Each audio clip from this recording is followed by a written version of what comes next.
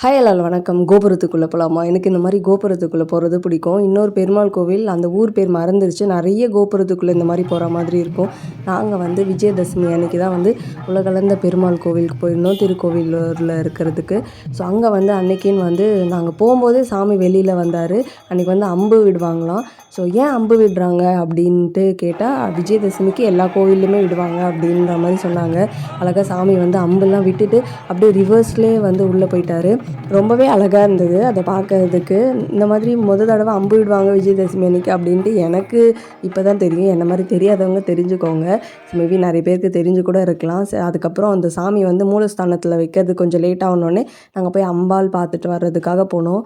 மண்டபமே அழகாக கலர்ஃபுல்லாக இருந்தது. அண்ட் அங்கே அம்மனாண்ட குங்குமம் எங்களுக்கு கொடுக்கல, மஞ்சள் தான் கொடுத்தாங்க. ஸோ அதுவுமே ஒரு மாதிரி டிஃப்ரெண்ட்டாக இருந்தது. அண்ட் சாமி பார்க்கலான்னு கொஞ்சம் நேரம் வெயிட் பண்ணோம். கொஞ்ச நேரம் கழித்து ஓப்பன் பண்ணோன்னே உள்ளே போய் பார்த்தோம். அவர் பார்க்க அவ்வளோ அழகாக செம்ம க்யூட்டாக இருந்தார். சீரியஸாகவே அவ்வளோ அழகு அவரை பார்க்குறதுக்கு. அண்ட் ஒரு கால் பூமியிலையும் ஒரு கால் ஆகாயத்துலேயும் இருக்க மாதிரி இருந்தார். அண்ட் நான் வெளியில் அந்த ஃபோட்டோ கூட அட்டாச் பண்ணியிருக்கேன் பாருங்கள். அண்ட் இங்கே சாமி எல்லாருமே அவங்களோட ஒய்ஃபை மடியில் வச்ச மாதிரி தான் இருந்து. ஸோ நரசிம்மர் அந்த மாதிரி நிறைய சாமி அந்த மாதிரி இருந்தாங்க. எனக்கு அவ்வளோ பிடிச்சது. க்யூட்ல அப்படின்ற மாதிரி. வெளியே நம்ம ஊர் குல்ஃபி வச்சுருந்தாங்க. ஸோ ஆளுக்கு ஒரு ஐஸ் வாங்கி சாப்பிட்டுட்டு அப்படியே நாங்களும் வீட்டுக்கு கிளம்பிட்டோம்.